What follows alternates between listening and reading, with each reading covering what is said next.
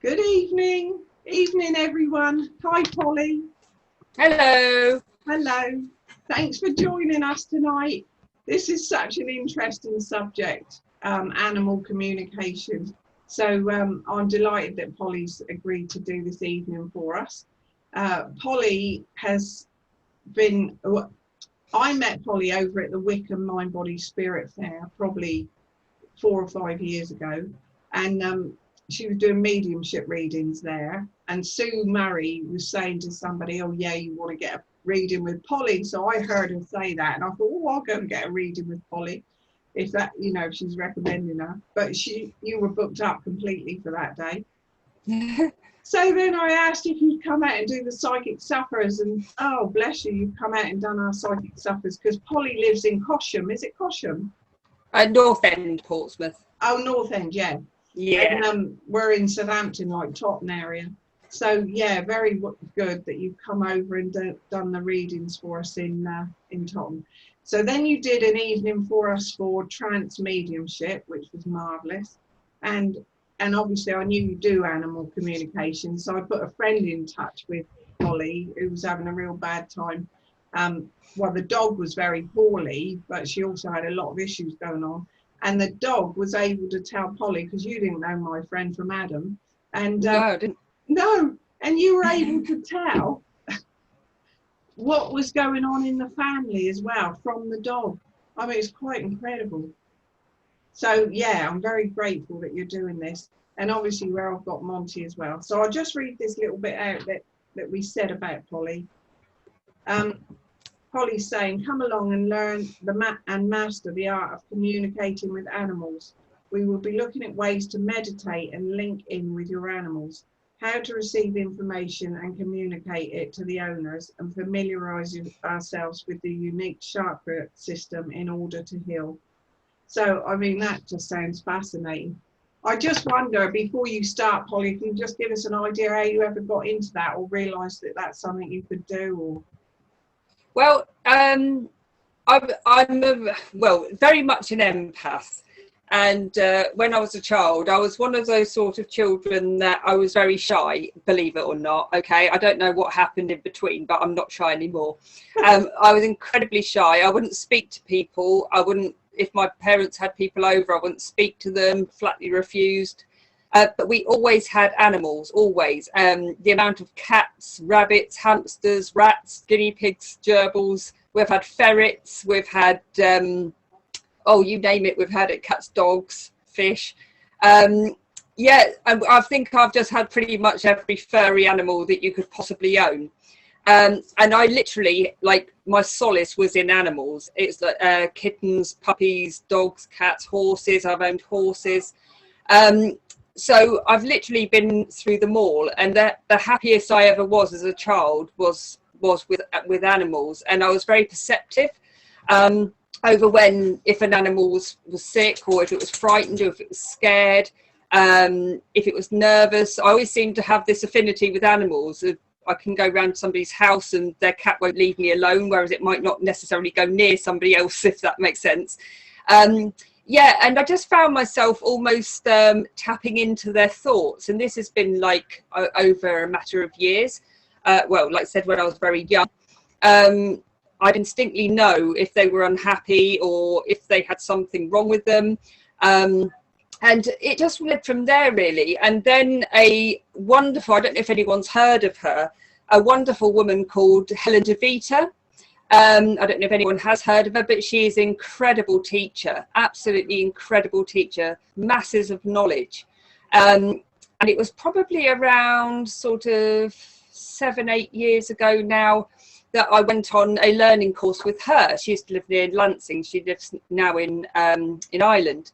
And it was one of the most inspiring courses that I've ever went on, because she's such an avid animal lover. She's got donkeys, little donkey sanctuary now in Ireland. She has not too many donkeys, I don't think, but she's worked with horses. She works all over the world.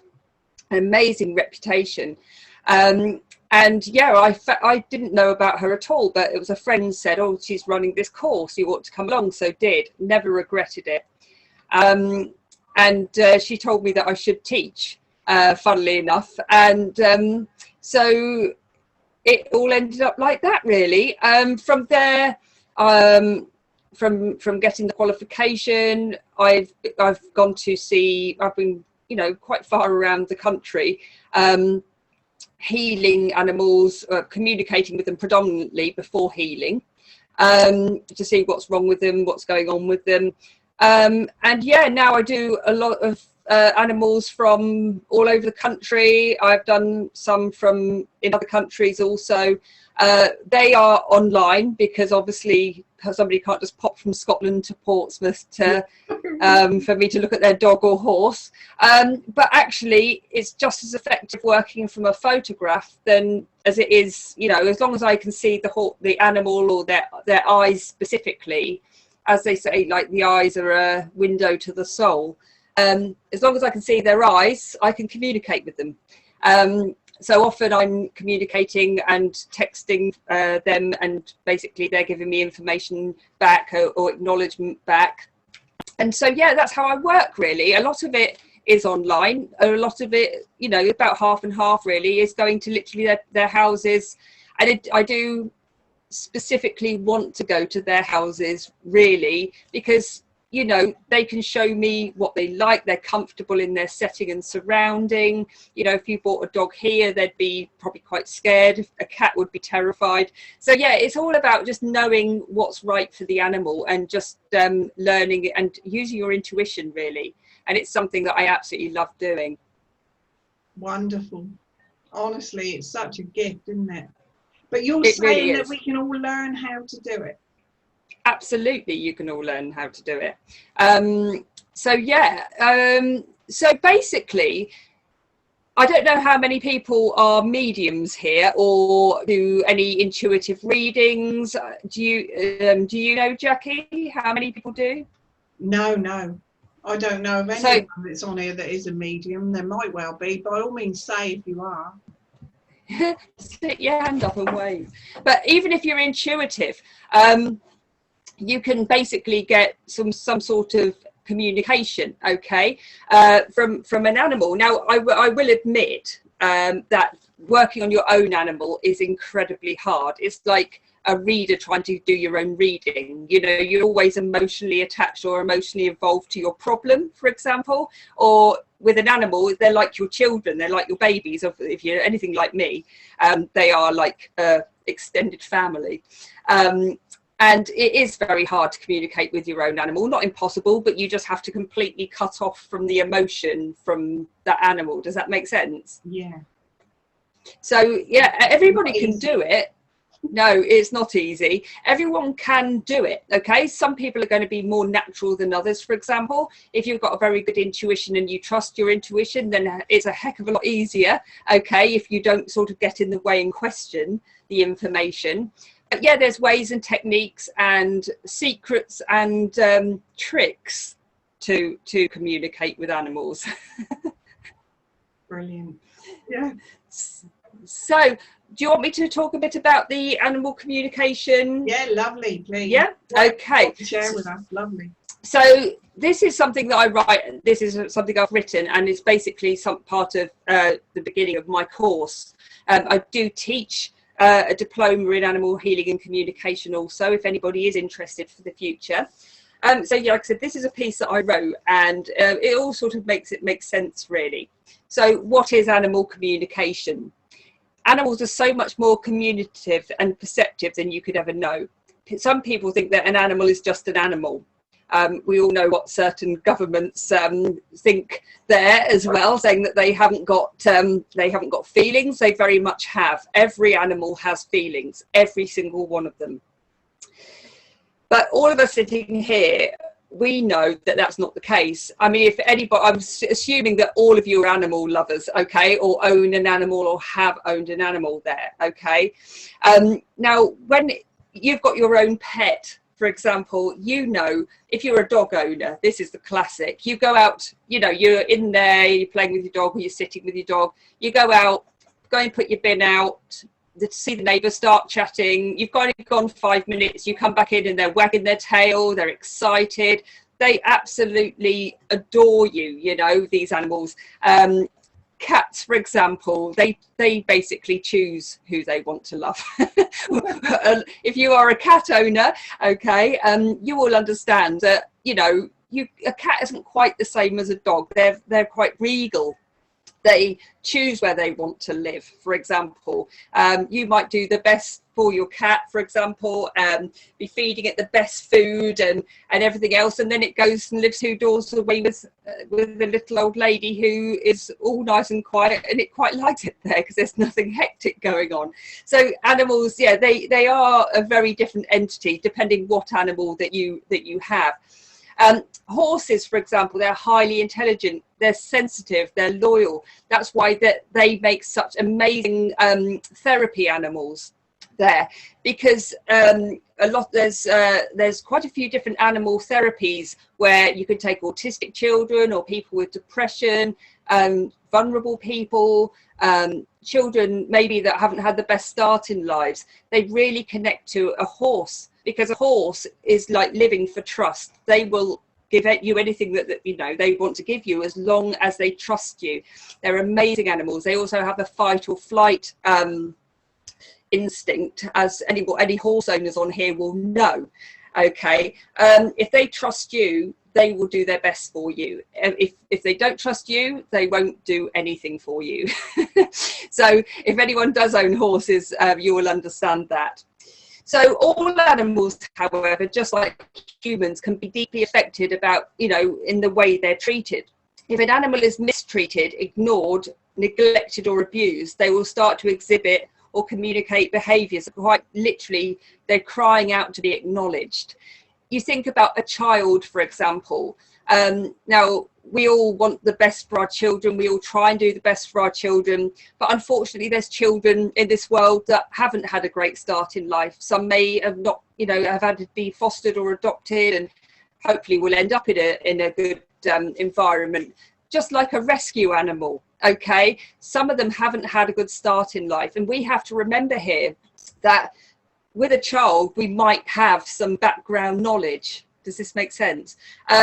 With an animal, if they've been dumped or abandoned, we might know absolutely nothing about them at all. And it is literally a learning curve, a learning game there to start like getting basically the pieces of the jigsaw puzzle together so that we can find out how they've been treated, for example. Now, this is where like people like me and other, you know, really good animal communicators come in, because, you know, people like us can actually help you understand what is wrong with your animal, why they're behaving in certain ways, why their behaviors are challenging, or they're very scared, very nervous. So there's a very, very fine line between actual, you know, people, human beings, and an animal that's been in an environment that hasn't been the best. Okay, so it's a really, really good way of learning things, especially if you are going to like get a rescue animal. Sometimes they're just being rehomed because somebody's passed away, and they're just looking for that lovely other new home to have. But some of them have been very, very badly treated, mistreated, beaten, neglected, not fed. And this is why they start getting very bolshy, or they might get very food, you know, like obsessed, for example. There's so many different sorts of things that they can do that are literally telling us a story, but we might just think that they're being very dominant. It isn't necessarily that at all. So on the other side of the scale, okay, we have the animal owners that literally, and we're all guilty of it, okay, I can put my hand up to this as well, that have really mothered their animals, okay, or over mothered them, treat them literally like a baby. Okay, then we get the other side of the scale, that they're so spoilt that they're very confused. They don't know that if they're an animal or a human. They still have animal instincts, but we're trying to humanize them. Okay, and this is where we get other sorts of problems. For example, like a dog, especially parrots, are absolute classics for this. That they become so dominant and alpha that they think that they rule the roost. They think that their job is to protect you, that their job is to keep you safe, that's why they might go mad at somebody when they come to the door, or another animal outside, because they think everything's a threat and it's going to hurt you. Okay, they think you literally think that they, you know, you are their mate. Does this make sense to everybody? It does to me. Yeah, so we can make problems for ourselves with our pets, and we have to understand that as well. Like I said, I could hold my hand up to it. with you know, we all do that, especially, you know, if we've got a really close bond with our animals, or sometimes when we live alone with an animal, you know, we let them come into bed with us, or we let them eat at the table, or we do give them everything off our plates, or, you know, we have to understand that there's sort of two whole different sides of the coin there. They can be very mistreated or abused or neglected, or they can actually be too mothered. Okay, so I hope nobody was offended by that, but like I said, I could hold my hand up to it as well. Okay. And I have had to, you know, backtrack and you know, make sure that there are sort of boundaries in place, just so that they understand that they, even though we love them like babies, they do have to be treated like an animal, because otherwise that's when they could start biting people. That's when they could start being aggressive to people, or being very greedy and things like that. So, which animals can communicate with us? Which animals do you think? Pardon? Every animal, every insect, everything. Insect. Never even considered. Insects. Yeah. I have done communication with a spider, but not just a house spider, like a tarantula. And I've also done communication with a tortoise. I've done one with reptiles. I've done with snakes, parrots. Obviously, they're not insects. But yeah, everything can communicate with you. Everything, if you want to. Okay, and you've got to remember if they want to as well. Okay, not if I came up to I don't know, hardly any of you on here. Let's just pick on Sandra, because she's right in the middle of my screen. So if I went up to Sandra and said, right, Sandra, and started asking her loads of questions, and she didn't know me from Adam, she's going to think that I'm a bit of a freaky weirdo. Does that make sense? Yeah. Right. So she's going to think, how dare she come into my space and start like talk, and, you know, start asking me questions. This is my personal space. Why should I talk to her? Okay. Yeah. So we have to remember that not every animal is going to want to speak to us. Not every animal. Okay. Now, I've only had it one time in the whole time I've been doing this, where an animal didn't want to say anything. It did want to bark at me, and it did bite me. And it was a miniature sausage dog. Wow. I went there. The lady was desperate to find out why her dog wouldn't stop barking, and was trying to bite people, and was trying to bite anybody that came in, was ripping up posters that came out the door. This is the tiniest little miniature sausage dog you ever seen. Okay. And all the time I was there, I did all the things that I normally do, and this dog just barked and barked and barked and barked and barked. And I said to her, I'm really sorry, I've tried everything and your dog doesn't want to speak to me. She goes, oh, he does. I said, no, he really doesn't. And she goes, oh, no, he does. And I said, no, really, he doesn't. Okay. I said, I can't work with your dog because he doesn't want to communicate with me. I will come back another time and I will try again. Okay. I'm not going to take any money from you, because I would never do something, take anybody's money, if I didn't get a result. Okay. As in, I didn't get some sort of communication there. She was desperate to give me money to make me come back, and I did go back, but I didn't take her money because the dog just did not want to know. And it ended up to the point where it did try and bite me. Well, it did bite me. But again, that's my fault for trying to touch it. And it didn't want to be touched either. Okay, so you know, you have to remember here that if something doesn't want to speak to us, they're not going to. If they want to speak to us, then they will. Okay.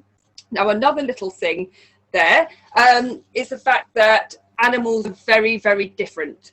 Cats will talk to you, but you have to give them a little bit of time. Okay, first of all, they need to check you out. They need to smell you a bit. They need to go and sit up high so that they feel dominant for you. over you. You do have to take your time with a cat, and often they don't like hands-on healing because they're very sensitive and it's very strong. So you do often with a cat have to distance heal, unless it's your own cat and it's happy to sit on your knee. However, some do, some love it. Horses are the same. Once you've got their trust, they will tell you a lot of things. The only thing with a horse is that they do tend not to forget.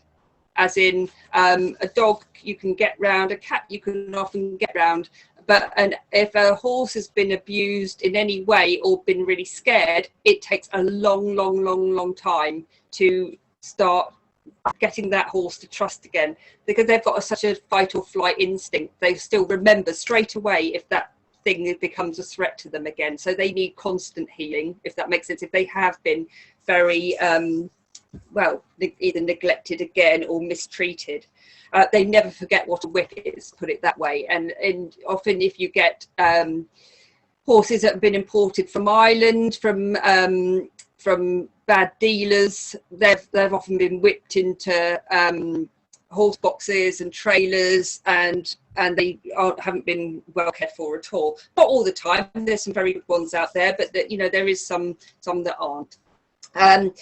Could they be helped, Polly? Yes, they can absolutely be helped, but you just have to literally, it's like give the horse owners like a lot of homework to do. It isn't just a quick fix for a horse often. They just, like I said, they're very fight or flight. Anyone that again has a horse will understand this. They will, like a paper bag could scare the living daylights out of them. And then they might be fine for ages, and then a carrier bag might scare the living daylights out of them. There's lots of imbalances within a horse that need like quite a lot of constant healing or balancing. But then when I do work with horses, I do show people the skills to be able to do that, so that I don't have to keep going backwards and forwards, and it doesn't cost them a lot of money. Does that make sense? Absolutely, yeah. That's what I was going to say next, actually. Yeah. That would be really. If I can teach someone how to do it, or what they need to be doing, then I'll be doing that as I work. Wonderful. So, yeah. Now, dogs are a different entity again. Dogs are very, very loyal, especially when they get trust with you. They think the world of you. The thing is with dogs, when you communicate with them, they can tell fibs. They do tell fibs sometimes. And sometimes it's because even if they are in an environment that isn't happy for them, that owner is the only owner that they know, whether they got smacked or beaten or whatever. That dog is still loyal to that person often, even if they've been mistreated. I know that sounds really strange, but if in their eyes that's the only thing they have. And because that person that would be mistreating them, for example, is very dominant, they would be just low in the pecking order. That's how they'd see themselves. So they can, if they thought they were going to be taken away from that or in threat from that, they would tell fibs. God. So yeah, they're quite different animals when you're working with them. Very, very different. So they don't all the time. Some of them would say, I'm not happy, and I'm not happy with this. Some are not happy because you've moved their bed from the hallway to the lounge. That could be as easy as what's upset them. Okay. So yeah, it's really, the communication, I feel, is actually much more important than the healing. Because first of all, if we heal something, of course it's going to help them. It's like if you go for healing yourself, it's going to make you feel better. But understanding why they are behaving in the way they are is absolutely imperative in their healing. Getting a little bit of understanding of why they're behaving like that or what's going on in their heads is absolutely amazing. So this is why I always think that the communication is so much more. The healing is absolutely brilliant. That just helps balance them up and keep the ongoing situation, the ongoing healing there. So yeah, does this make sense with everybody? Yeah, it does. Fabulous. Right then, if anybody has got any questions, please let Jackie know through the message. Is that okay? Yeah, and then absolutely. And then I can say, what's occurred to me just when you said you can, you've probably talked with a snake, for instance. did you say you've done communication with a snake? Yeah. Like, what would that be like? Are all animals able to communicate clearly to you? If they want to. It's very different when there's similarities with mediumship, for example, in the fact that a medium might see things symbolically, they might see things in pictures, they might see scenarios, sometimes you hear things, sometimes you feel things. When I specifically work with animals, I tend to see things in pictures. So they'll show me pictures or they'll show me scenarios. Okay, so like it was just sort of semi-joking about them. I don't know, a dog not liking where you've put its bed and it's really cross because it's not the centre of attention anymore where it was. You know, now it's under the stairs or wherever you've moved the bed because it's more convenient and out of the way. They could be really put out by that. That could be, you know, and they'd show me the bed, or they might show me the bed under the stairs. And then I would feel sad. In my body, I would feel sad. So I actually feel the emotion of what's wrong, and they will often show me what the problem is. So I could say, oh, they had a new bed and they quite like the old one. You know, it could be something as simple as that. Yeah. So with the snake that I did communicate with, it was literally lethargic. Okay, and it was there was like a lot of lethargy around, and they wanted me to like communicate to see why. It wasn't a very long communication, I'm going to be honest, but I just felt like there was some sort of like either eating problem, eating deficiency, and also it felt like it was really low in vitamins, like some sort of like iron type deficiency. Okay, now in my head I didn't know if a snake could have an iron deficiency because I'm not a snake, you know, I've never really looked at it. So, you know, when I think it was iron, it was something, it was quite a long time ago now. So yeah, basically it's they show me I might taste iron in my mouth, for example, like an iron taste, or I could feel really low, like because I've had an iron deficiency before, so I know what that feels like, really lethargic. So yeah, sometimes it's pictures, sometimes it's feelings, the emotions I would feel in my body. I would feel like you might feel really sad, you might feel nervous, or you might have a stinking headache, or you might feel like your stomach starts to rumble or gurgle, and then you'd know where like a medical problem was, if that does that make sense. Yeah. So it's sort of using all of your senses really, just to get the general idea of what's going on there. Now I'm not a vet, so I wouldn't be able to say your animal has this or this disorder. However, I could say I feel like there could be something along these lines. I really do think you should go to the vet and get that checked out. Don't ignore it any longer, you know. And I do feel as well, like as a person, if I did healing on somebody and I felt that there was a problem with them, I would say go to the doctor, even though if I've picked up on it. It's the same with an animal, you know, it's going to cost them probably less for them to come to me. It's good to know what's going on, but I would say go to the vet. You need to go to the vet if I felt like they really needed to go to the vet. So it's really important that it works hand in hand. No one should just go to a healer for an animal, really. The same as people, you should always get something checked out, get your blood test done, etc., etc., etc., just to rule anything out. Brilliant. We have got a question now. Is that all right? Shall I ask it? Yeah, of course. Yeah.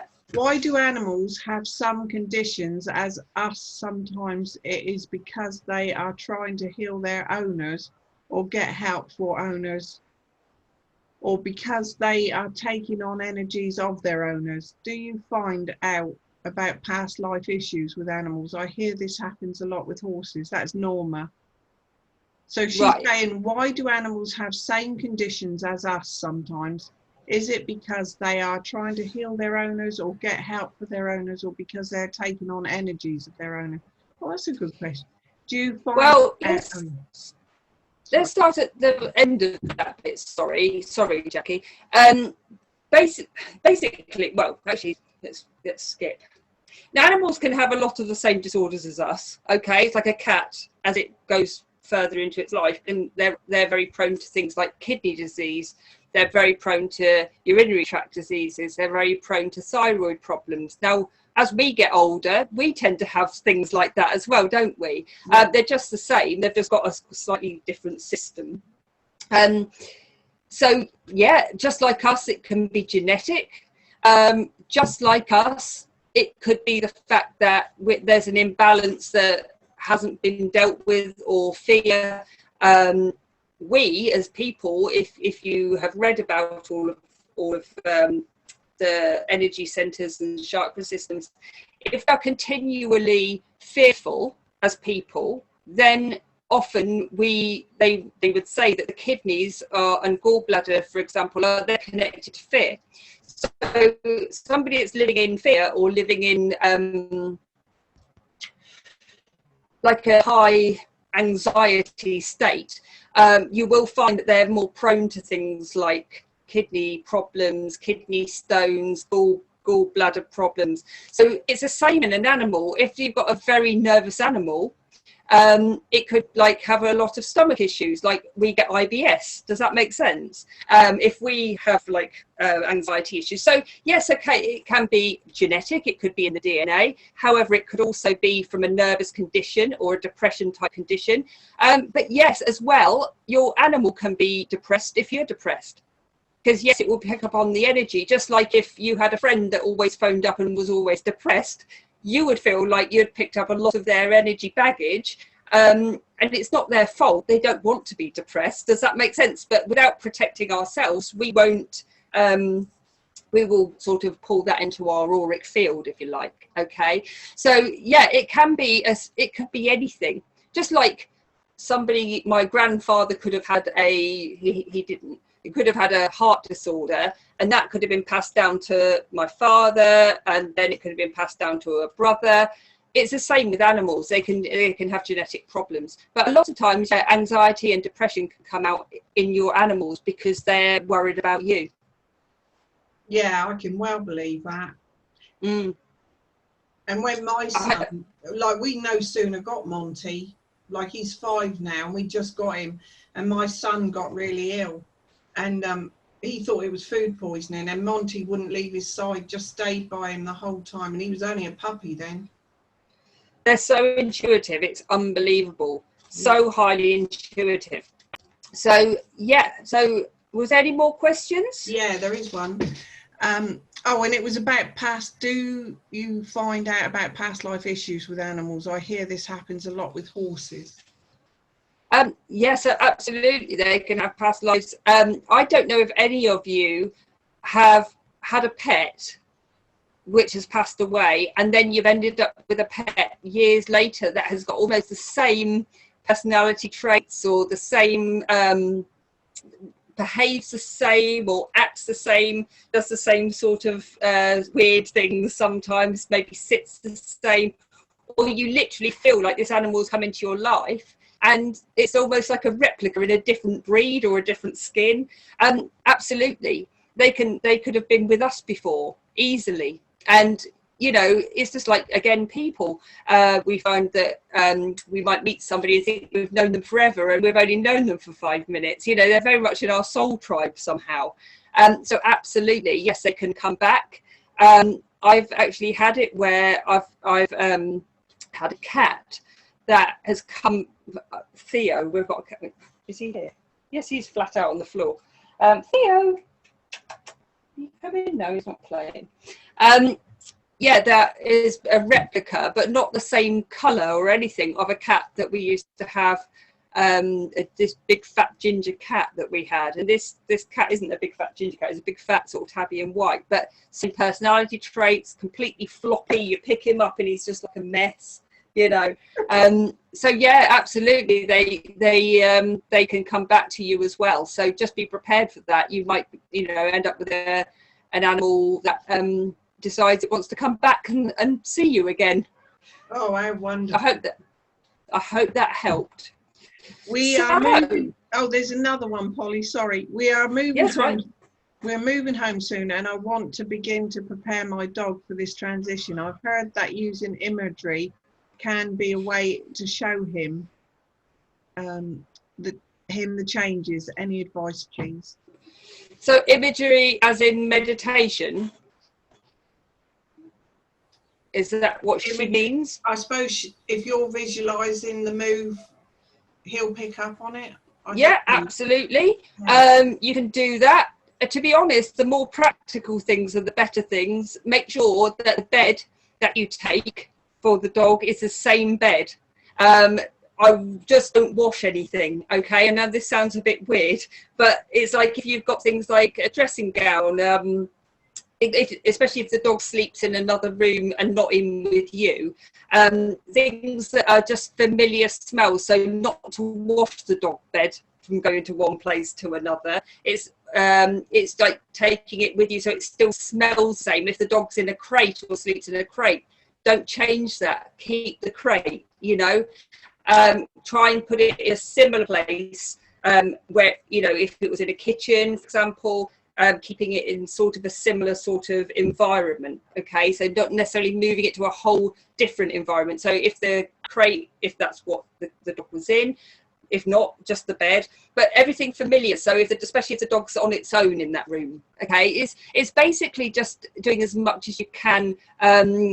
And what I would do as well is not get the dog involved in the move. So if the dog can go somewhere else, like to a relative for the day while they're moving, so that it's not in the whole stressful mess of it. I know what it's like moving. I never want to do it again.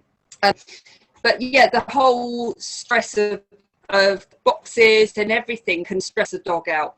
So it's actually not so much. You can, yeah, use those sort of imagery or meditation techniques with your dog. Absolutely do that. But I basically would keep the whole situation as calm as possible. And like wherever the dog's going to be sleeping, don't fill that place with boxes. Try to get that all sorted out because they hate boxes. I know this sounds really weird, but they hate, it's almost like they don't feel settled if they think, it's like if you get a suitcase out, your dog's thinking you're going on holiday, you're not taking me. And my dogs do it, and I hate putting a suitcase out when they're there. So yeah, the clearer the space, the better the space, and the smells need to be just like they would be at the previous home. There's a rug, for example, that you can keep and take with you, that the dog sort of likes to sleep on, put that near. So if there's familiar things around where the dog would be. I hope that helped. Lovely. Thanks, can you hear me? There is a couple more, but do you want to carry on and then we'll go back to them? Yeah, that's absolutely fine. Lovely. So how do we communicate with animals? So what we have to do first of all is respect the animal and see every living thing as an equal. So you literally have to, if you're going to communicate with them, you need to respect them, okay? They need to earn your trust, and you need to earn their trust, and you need to earn their respect. So you have to see that animal as you would a loved one yourself, even if it isn't your animal, okay? You have to sort of just a mute love towards this animal, because that animal just needs trust, and wholeheartedly trust that you're there for the highest good and for the highest reasons. And it needs you to know that, you know, you're putting yourself in their shoes, if you like. You're going to be a dog, okay, if you're going to communicate with a dog. You're going to be a horse if you're going to communicate with a horse. You're not a human being. You are an equal to them, okay? And then you have to clear your mind using meditation techniques. Now, I'll explain more about the meditation in a moment. Now, the really important bit here is that we have to expand our aura. So our auric field, we have to expand it out to them so that we can meet their auric field. Now, an animal's got an aura just like we have, okay? Every animal again. Anything that lives and breathes and has got a heart and lungs basically has got an aura. So basically, expanding your aura right out so it's literally touching theirs, and as they trust you more and more, it blends together. So it's quite an interesting technique there. ask permission always of the animal before communication and healing. Now, like my story earlier, that dog did not want to communicate with me at all, and it certainly wasn't going to have any healing. So you've got to ask permission. Now, when you ask permission, it might be that you're watching the animal. You might ask permission in your head and then see the cat's ear twitch, for example, or the dog wag its tail, or the horse sort of just look at you, or to put its ears, not ears back as in a violent way, but they often put one ear back if they're listening. So it's just like watching for a cue, basically, to see that they're happy with that. It might be that they just totally relax in front of you, or just lay spark out in front of you. That's pretty much a yes, okay. Now this one's funny, sharing a secret with an animal. Okay, now if you've shared a secret that you've never told anybody and you've got no intention of telling anybody else, share it with an animal, obviously via thought. Because if you've shared a secret with them, they might share a secret with you. But if you're willing to give something that you don't give anyone else to them, they will often like love you for that. I know it sounds a bit weird, but it's a really good trick, okay? I'm not going to tell you what secrets I've shared with animals before. So this is really important also. So obviously once we've gone through that meditation system, we need to make a bond with the animal. So the best way to make a bond with an animal is start asking questions that it does want to answer, okay? Now, if you think about your dog, right? I'm just thinking about Monty there, okay? Now, if you asked him, do you like sausages? He'd probably say, yeah. Yeah. Sausages, you know? And then you've got his attention. I know this sounds really weird, but actually it works, okay? If you ask them, what toy do you want to play with? What toy do you like playing with? I mean, they might not like playing with toys. They might go and get you one, okay? It's like just anything there that's going to start like getting their attention, okay? And it's all by thought, all right? Now, often they will show you pictures there of what they like. Now, you might see sausages, okay? If you're asking what they like. If you're working with a cat, you might see fish. You might see dreamies. It could be anything that they're showing you. It might even be something that isn't normally their food, okay? I had one cat that used to show me Marmite on toast. I wasn't expecting that. and she said yes, it's like goes mad for the Marmite. So yeah, it's quite funny there. And a dog that loved carrots. So yeah, it could be anything that they're showing you there. So anything that's going to get their trust, basically, where they like sleeping. It might be that they say they like sleeping in their owner's bed. So basically, working up that sort of rapport with them is actually one of the most important things. They just want you to. They want to tell you things, but first of all, get that sort of bond with them. Now, obviously, then once we've got the bond, we want to start asking them what the problem is, because nobody's going to call somebody like me because their dog is perfectly happy, or their cat's perfectly happy, or their horse is perfectly happy. Okay, no one's going to spend money. Does that make sense? For that reason, they're there for a reason. So you want to then, after you've got that bond, you need to start asking questions that are a little bit deeper. Okay, so rather than say what's making you unhappy, ask, are you happy? Then you'll get that feeling. They might show you something, you might feel something, you might feel an emotion. Then you're going to know whether they're happy or not. Okay, and then it's sort of asking positive questions. So it's like, well, what can we do to help you? What can we do to make you happy? How can we help you?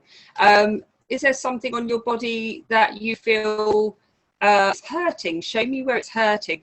And they will often show you on their body where they are hurting, okay, or where it's painful, what's going on with them. So, like I said before, you've got to get that bond first. Then, if you're especially working with a dog, make sure you trust the answers. Okay, it's always good to sort of confirm things with the owner because they're usually there with you. So just getting that rapport is absolutely one of the best things ever. The only other thing that I will add here is that not everything that they tell you is going to be appropriate for you to tell the owner. Now, if they are going through a really bad divorce or something, you know, has been quite upsetting, and you know that by bringing that up, it could really affect how the owner is with you. Like if there'd been a sort of arguments, etc., I might say something in the lines of, there seems to be unrest within the home. Okay, your dog seems to be worried about you because there's been unrest within the home. If the dog has told me there's been a full-on divorce, which they have done, okay, or there's been a lot of illness, I might say, okay, you're saying that somebody's not been very well. You know, you have to be very conscientious of what you're saying to the owner, because they think it's just about the dog. They don't realise that the dog's just picked up on the whole of their life. So you have to be very conscientious of what you're saying there. Okay, you can't just blurt out, "Oh, the dog's actually really upset," because you have to be thinking about it, and it's personal responsibility as well. Okay, does that make sense? Definitely. Oh, I've got a delay again. Yeah, I just think I've got a little bit of a delay there. Again, I don't know what's happened. It's okay, that's all right then. So, why did I say that the meditation is important? We have to, again, get into the right space before we're going to be working with an animal. There's no point just going in and start like throwing questions at a poor animal. We need to meditate. We need to get in the right space. We need to have let go of any of our issues or our problems. It's like exactly as I would as a reader. When I give somebody a reading, if I'm feeling dark, the readings would be dark. I have to completely clear my space, clear my head, clear my senses, clear my whole being, basically, because the person or the dog or the cat or the horse or the rabbit in front of me don't want my issues. Okay, so getting yourself in the right place is absolutely imperative again. All right, it's about balancing and centering yourself and basically preparing your mind to work in a spiritual way, because what you're doing in animal communication, you are working their spirit, you're working with their soul, you're working with their being. So absolutely, this is one of the best things you can do. Now, because I explained to Jackie before we came on, usually if I had you all face to face, I'd be getting you to do this specific raising the energy type sort of meditation. However, on Zoom it's absolutely impossible, because the music gets all distorted and you start ending up you know, getting a real funny sort of perception there. But what I would do is choose two powerful songs. Now, one of the powerful songs that I would use is Enya Orinoco Flow, just for example. So anything sort of like that, yes, that has got words, but they're not really words that you can hear properly. Something that you can put on quite loud. Now, if you just close your eyes, everyone, just for a moment, and just relax and put your feet on the floor. So throughout the first song, I would do a specific breathing exercise. And this breathing exercise would be to bring you back to center. Now, some of you may have heard this, okay? Now, your center, a lot of people would consider your center to be your heart center.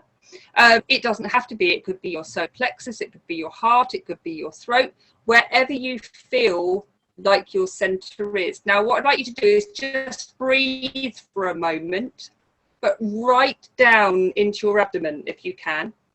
So some really deep breaths.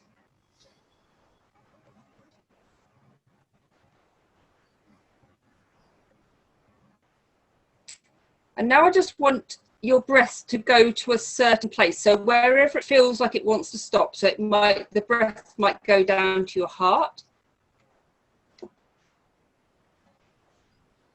It might go to your solar plexus area.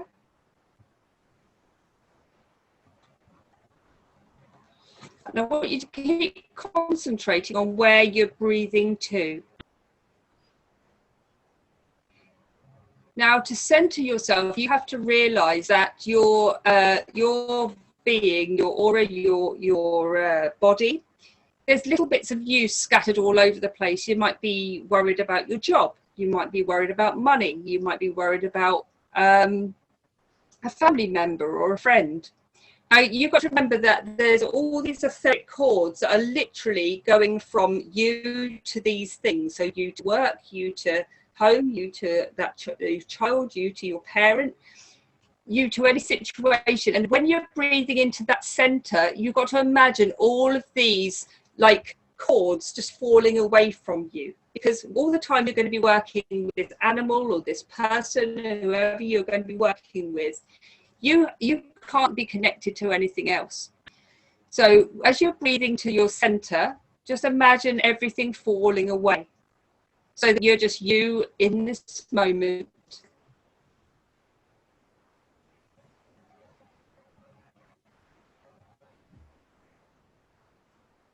So that all you're ending up breathing to is that area.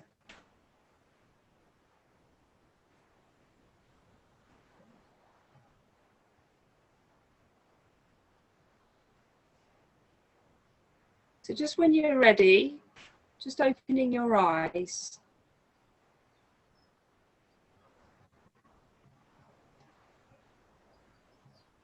Now put your thumbs up if you felt like you were breathing to a specific area. Just put your thumbs up for me. Okay, now obviously you can write that down. Now you might find the next time you do that, that basically it's somewhere else, and that's fine. It doesn't have to be the same place every time. But by letting go of all of those connections, all those things, those etheric cords that are literally, so you know, connecting you to all of these things that we're worrying about, by letting them go, we are back to center. We are just in a here and now. Nothing else can hurt us, bother us, because we can't do anything for the next hour about those problems. We have to basically prepare ourselves wholly for that. Does that make sense to everybody? Yeah. So that's the first thing I would do. Okay, so to one song specifically, that would be my Orinoco flow song. I'd be breathing to there for the whole song. Okay. Now the second breathing exercise that I would do, I'm going to get you to shut your eyes again now.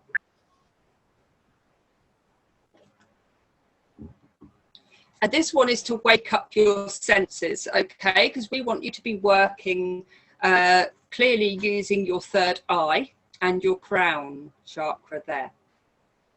So for a second song, whatever powerful song that you pick, I actually use Enigma for this second one. Imagine breathing in through your third eye, so breathing in energy through your third eye. So breathing it in through your third eye, and as you breathe out, imagine it breathing out through your crown chakra.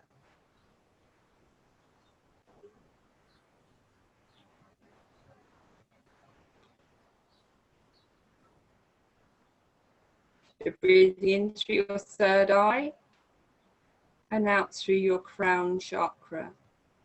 And for every breath out, imagine the energy pushing out from your crown and just getting higher and higher with every breath out.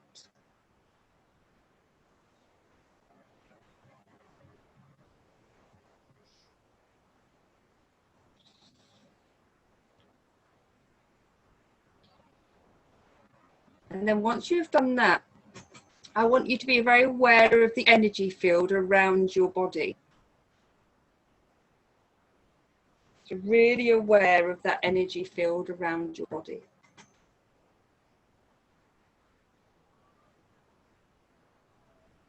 And if you have a pet there with you or in the same house, I'd like you to imagine that your aura is getting so big that it is going out. So put the thought of your animal or pet, or even a pet that you've lost and is in spirit. Just directing that energy out towards your animal.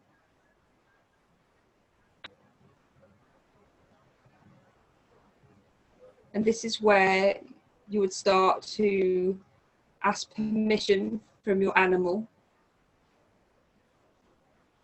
that you can communicate with them.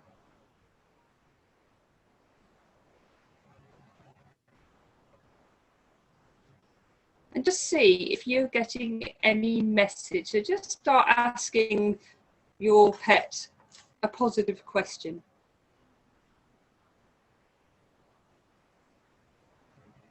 Like I said, it could be in spirit. It could be there with you. They might show you an emotion, a feeling.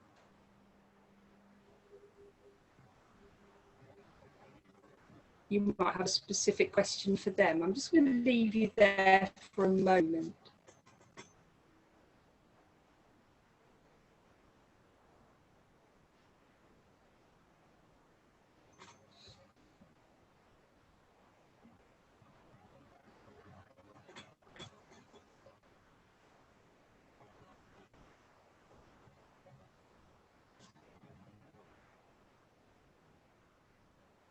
So when you've got some sort of, even if it's just a feeling or an emotion or even an answer to your question,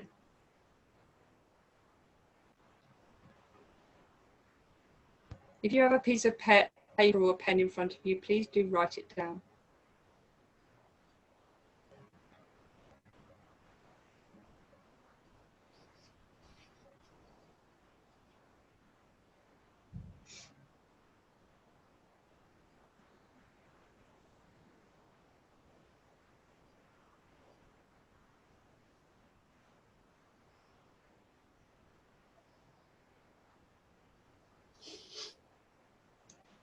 Okay.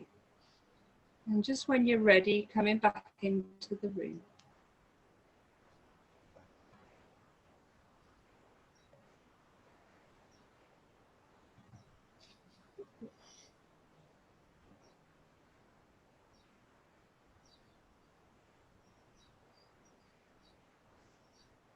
So Jackie, did you get anything from your dog?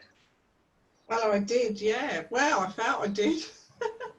Yeah, What I did mean, you he's just been so uncomfortable today, so hot.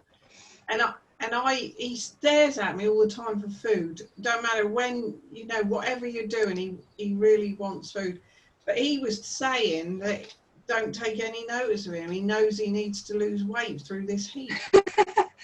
Excellent. I Excellent. that's what he was saying.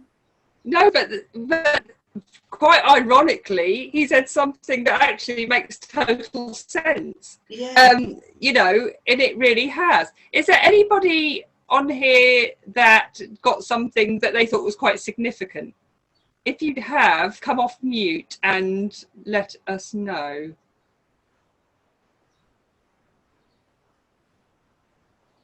There's a lady at the bottom. I can't see her name.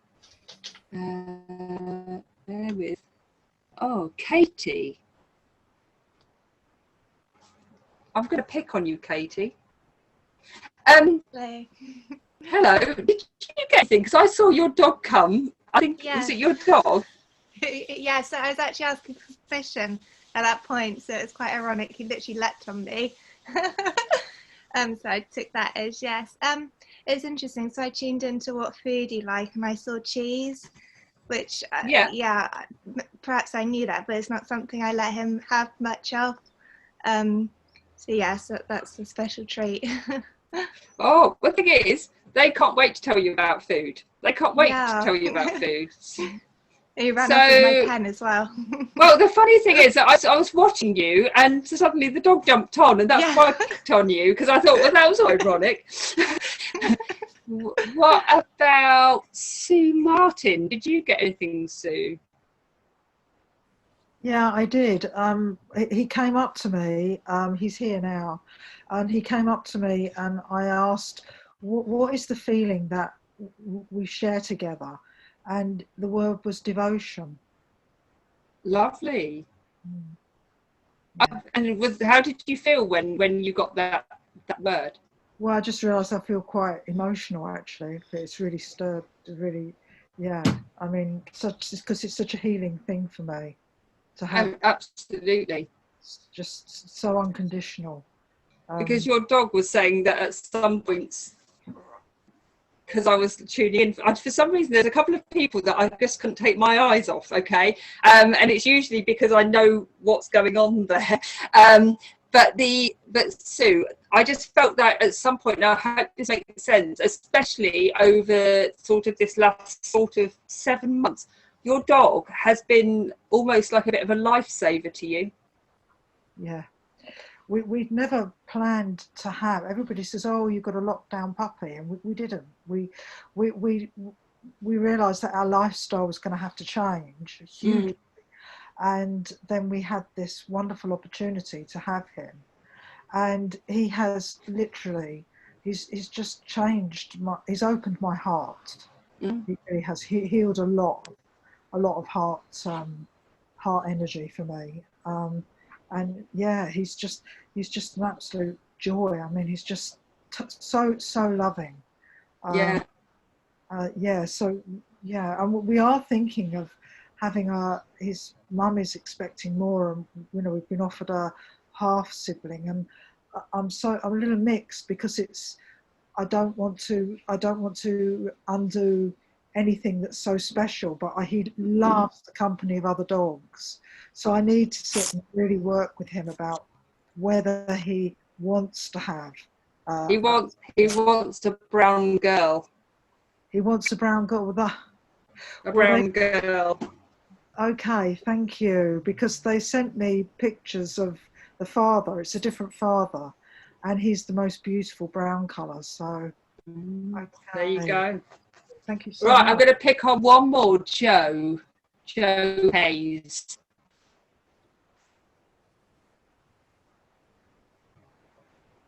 You're muted, Joe. Joe, you've got to unmute. Yeah. I've got a question, and I've got a picture if I share my screen, but I moved into a house where there were 3 cats about 9 months ago, and there was a girl and 2 boys, and they had their own little world. They kept apart, and all of a sudden I started fussing over the little girl, and she became so friendly that the other one wanted to be fussed over. And I've got I have a question about the female, because she follows me around and she is everywhere. I think that she wants to be fed, and when I put down food, she won't eat it, or she doesn't eat it at the time. I can put down 2 or 3 different types of food, and she just smells it and walks off. And I know that she's getting fed from outside and also from the lady. But there's some relationship between me and that cat that's far deeper than, because she looks exactly like the cat that I had for years before I even moved down here. So there's something going on, and I just wondered what it was. There definitely is. Now I really want to say that there was a huge energy link between you two. Oh, sorry, we've got company of a cat. I think she heard your question. Yeah, basically there's a massive energetic link between, I just don't want to stand on the laptop, between you and the cat. Now, I really want to say that this cat is, now this sounds, it's quite deep stuff here, okay? And it really would depend on whether you believed it or not, but just as souls can split of people, they can also split of animals, okay? And there's a soul link between your previous cat and this cat, okay? So they share the same soul, basically. Now, the cat does need, you've been working at it very well without even knowing, Joe. When a cat has food things going on, Yes, sometimes it can be medical. I don't think this is medical at all. It can often be to do with the base chakra. Okay, if the base chakra, the root chakra, is out of balance, and that would be located right at the base of the tail. Okay, just before the tail. There, they can be funny with food. Okay, and it's all about a security with the base. Now, this cat, you've sort of won it round very, very well. It likes your energy a lot. And so by, when you stroke a cat, you go right down from the top to the bottom of the tail, don't you, like that? Now, the cat almost needs more healing around the base chakra. Okay, so it just feels like it's around it, wants you. It's got this soul connection with you from before. It recognizes you. You're probably lost connection a bit there. Can you still hear? Yeah, it doesn't matter. It's just the base of the tail. Can you still hear me? The base We can hear of the you. tail. So I have a cat model. If it was going to get up, come on, fatty. And So this is my big boy. Jackie, it's a mixed cat. It So has a this is little Theo, tail. and so like when we stroke, we tend to go like that. So that area there. Polly, we can't We've got see a cat you. with We've the lost tail as well. Polly. So Polly. that area there, okay, would need a lot of attention. Okay, hang on. Yeah. What's happening? We've lost your picture completely, but we Okay, can't I'm not hear sure you. why. Very odd, isn't it? And Jackie, it's a Right, mixed cat. let's stop Yeah, video, I'll try start and video, tell and Polly see what when- happens. Oh, there you are. Right, I think the cat did Joe when really it walked wanted to over it a minute ago.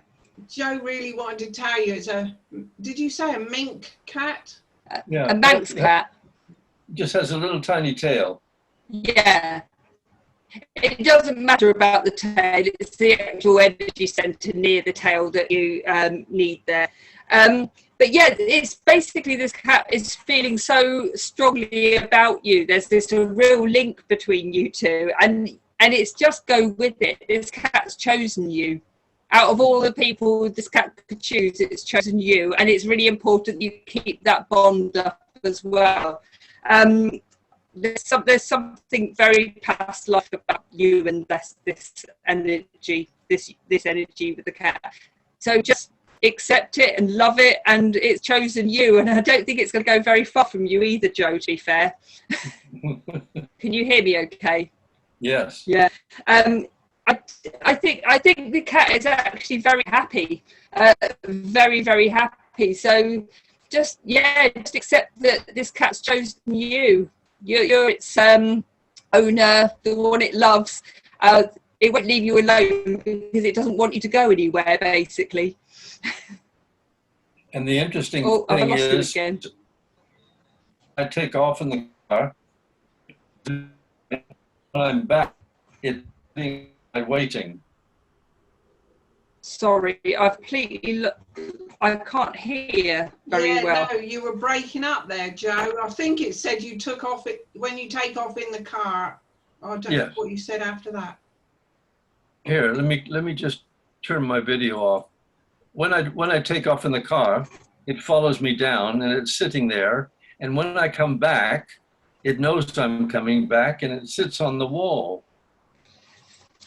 Oh, I love I it. think your cat is actually reading your thoughts as well, and they're so perceptive, cats. Yeah. They just know what's going on. They don't. This cat will be that intelligent and with that much of a link that it will literally know what time you might go, how long you might be, when you might be back.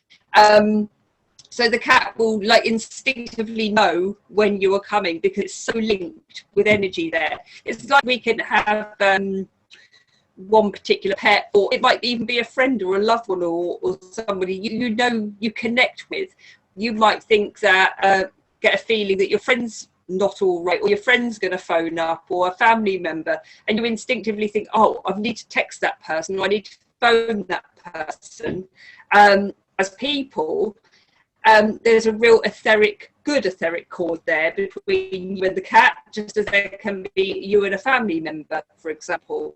So it means that you just share a lot of energy. You just share so much, and this cat will know. It will know everything you're doing. It will know everything that's going on in your head, which can be scary when they know everything. No. Any more questions? Can everyone hear me okay? Yeah, shall I Can you hear me okay, Jackie? I can hear you okay, Polly, but I must say we heard Joe far better when he turned his camera off. I don't know if that made a difference, but he did seem a lot clearer when he turned his camera off. Anyway, I just thought I'd mention that. So we've got from, oh, what was that? That's really interesting. My cat was very nervous. He passed with gallbladder cancer. Oh, that was from Cherry. So whether you said something that made her say. Yeah, I said earlier, yeah, it was about the kidneys and the gallbladder, and how, like a person, it can be affected, and how also an animal can be affected by energy. And then Norma's saying, do you believe humans can reincarnate as animals? No. No, I don't believe that. No. An animal has got a much higher vibration than a person. People often come back as people. They could be changed sex. They could, you know, I could have been a man in one life and a woman in the next life. Often we're on a slightly different vibration, to be fair, and an animal is on a very, very high vibration, and they will come back usually as animals, and often the same sort of animal. So it's something that I have been shown. If I've been shown a past life by an animal, it's always been there in another animal. I've never been shown one yet that in person. I mean, when Magenta Pixie saw Monty for the first time, she said to me that the next life he'll be a human. And that just doesn't resonate at all, even though I believe, you know, I love Magenta, but yeah, would you think? I mean, I wouldn't get that at all. Knowing an animal's vibration, a person's vibration, I wouldn't get that at all. And like you say, I'm not saying it's impossible, because I can't.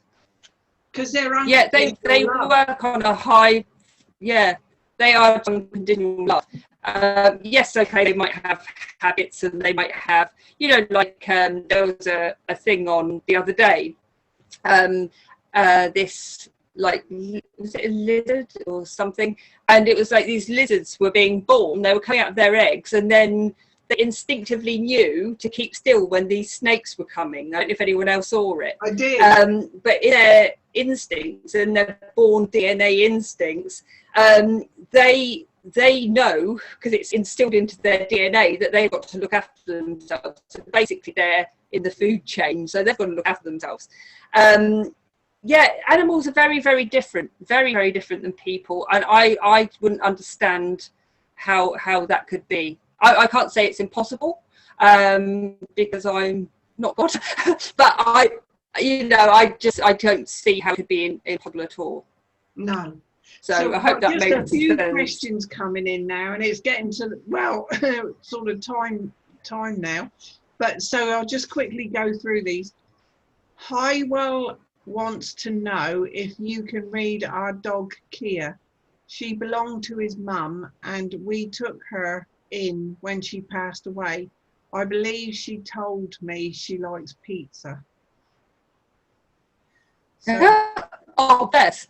Absolutely. I mean, as long as the dog wants to communicate, absolutely. Obviously, if I'm doing a full consultation and a full reading for them, I would be able to link in and ask them any questions, and any specific questions that the owners also wanted to know. So absolutely, yes, I could, as long as they want to speak to me. Lovely. We have a question about a pony we have just took on who was rescued when very underweight.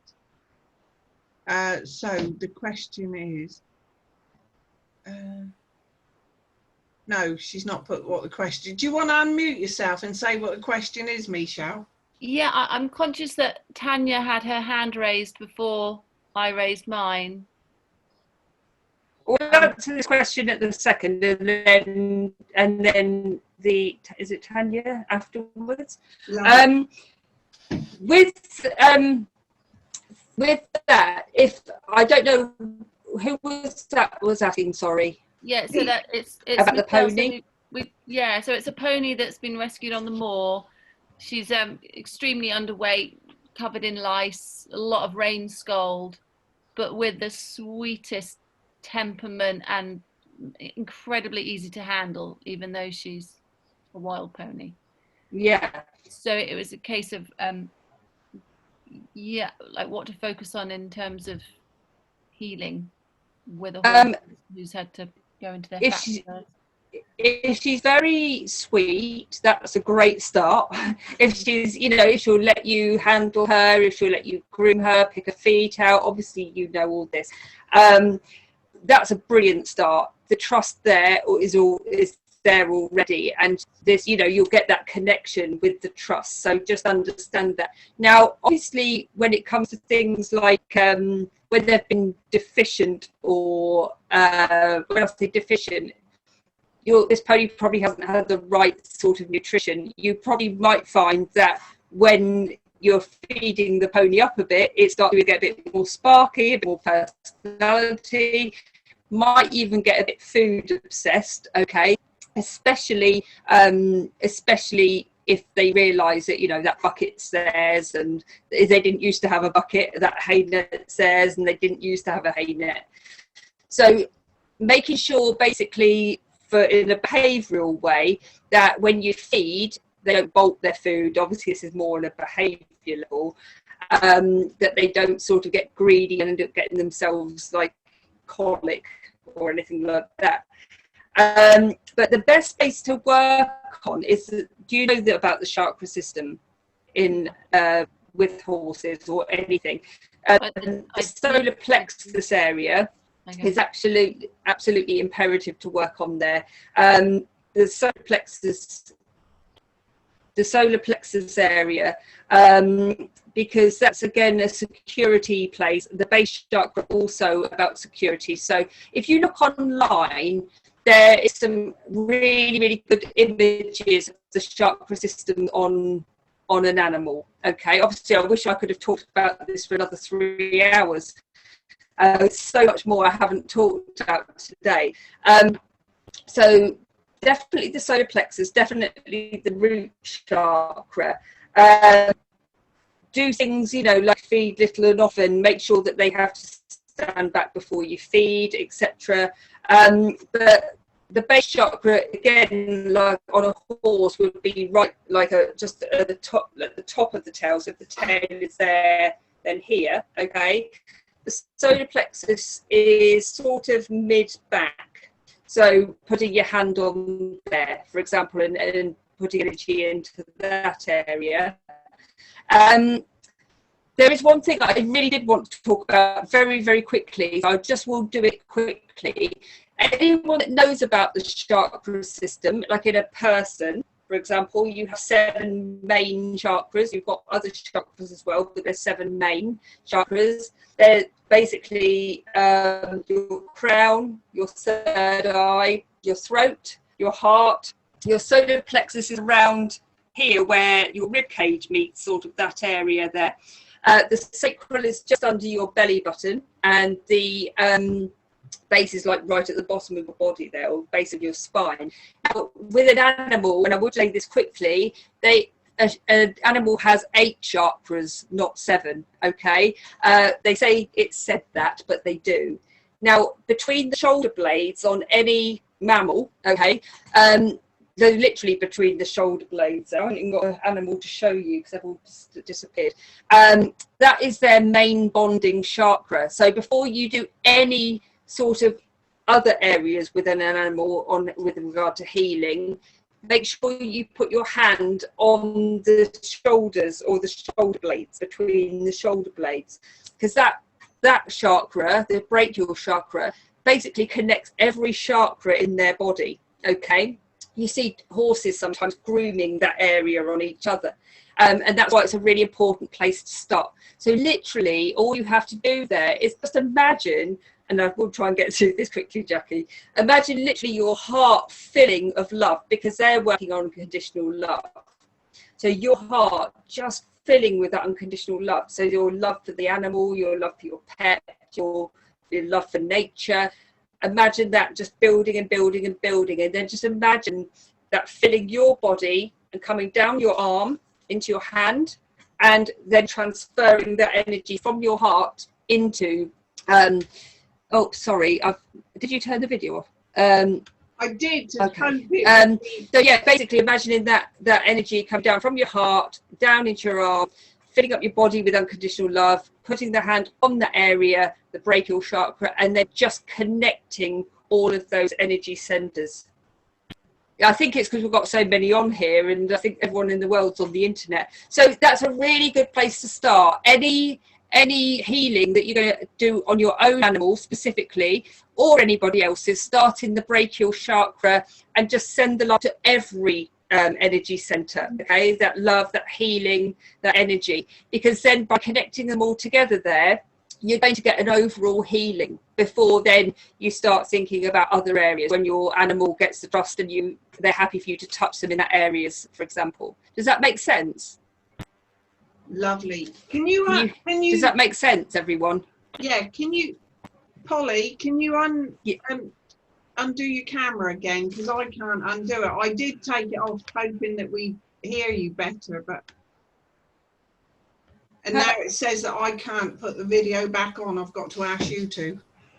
Oh, well, it's not letting me now. Oh, okay. Doesn't matter. It doesn't matter, no. Oh, well, that's lovely. Honestly, I will just read out these last two. Tanya wanted to say something, didn't she? Does Tanya want to ask something? Yeah, Tanya?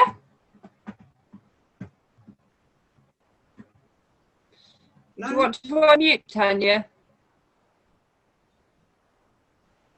If you can unmute yourself, Tanya. No, she said, I don't think she wants to. Oh, okay.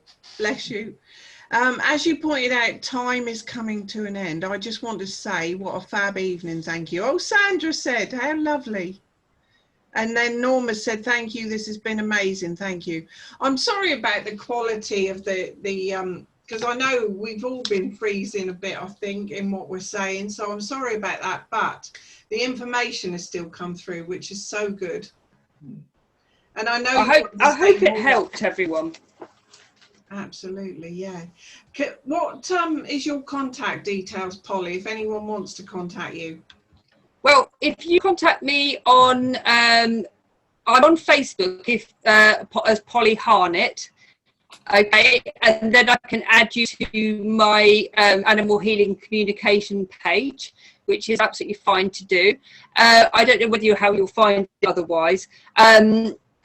Otherwise, I'm on Instagram as well, is PH_Harnett. No, hang on. Sorry, I'm getting confused with my other one. PH_ the light within. So I'm on two different mediums there. So if I put it in the chat, shall I do that? Yeah, that'd be great, thanks. Okay. And I'll read out this other question. Okay. My 14-year-old dog has started shaking and panting a lot when travelling in the car over the last few years, and he used to be absolutely fine for years beforehand. I don't know what triggered it and how to get over it. I've tried a cage, his favourite bed, medication. Thank you so much for this evening. Oh, thank you. Right, now things like that, it could be anything that has shaken the dog, and sometimes I know this sounds a bit odd, but it can be just motion sickness, okay? It could be a motion sickness thing. Just like us, we might be absolutely fine one day, and then something sort of unnerves us or worries us. The best thing you can possibly do is start my video, it says. The host has asked me to start my video. Oh. Yeah, the best thing you can do is, again, you're doing all the right things, to be quite honest with you. Sometimes there isn't an exact answer, but just anything that's comfortable, anything that's going to make the dog feel secure. Things like, I don't know if anyone's used like rescue remedy. There's like a rescue remedy for pets, which is really actually quite good. Cannabis oil, CBD oil is actually very good as well, for things like that. But basically, if somebody can be in the car with them, say the dog's on the back seat with a seatbelt, special seatbelt, it's just putting the hand on them, okay, and just sending them energy. It just could be as easy as that. Anything could have spooked them, to be quite honest. Obviously, I'd have to look right into that and work on that. But the fear would probably be the heart chakra energy. Definitely the heart chakra. So again, putting the hand on the brachial chakra between the shoulder blades, but then actually concentrating on the heart area, because if the heart area is out, it can cause all sorts of different things. It can cause a range from aggression and unrest to complete nervousness. So that's a really good one. There's also a if you look into any green or pink crystal, okay, working with that when you're doing healing is actually very good as well. So it's like doing maybe healing before the dog goes in the car, keeping everything as calm as possible. If you can have somebody in the back with the dog, I'm just going to try and write this this information in as well, but I can see it. Or actually, I can give it to you, Jackie. I might be able to give it to you how they can and then I can send it out with the pass it on, because everyone that is on here tonight will get the recording tomorrow, so I'll send it out with that. But yeah, definitely look into like CBD oil. Okay, I know it sounds a bit weird to give your dog that sort of thing, but however, it's really effective, really effective. Also, like I said, like it's like a rescue remedy for pets is really good. I have actually used CBD oil for him, and there's a spray as well for the bedding. It helped a tiny bit, but not a lot. I have to say he's getting quite old now for his breed. Yeah, and I would say that it's possibly a motion sickness, and the fact that like it's just it feels like unstable, whereas when the dog was more younger and sort of really excited about jumping out the car and going somewhere nice, you know, now it's a bit of a traumatic experience, even though it's not sense. It's probably still taken them somewhere nice. Yeah, I hadn't thought of that at all. Yeah. Thank you. No problem. Thank you so much for tonight, Polly. This is you're welcome. Like it's gone over an hour and a half now, so thank you so much. And I know you wanted to say more about the chakra. You know, Norma's put a comment there, but I think it's more a comment than a question. So I think we got to call it an end there. Thank you for a great evening. Possible to include a contact number for Polly in the email with the recording. Yeah, I can give you my I think I'll send it all to you as soon as we've just finished here, and then you can put it on. Wonderful. Thank you so much. Thank you everyone that joined us tonight, and all the questions that you've answered. Been marvellous. Thank you. Thank you all. Been lovely. Thank you. Thank you. Bye. Bye. Bye.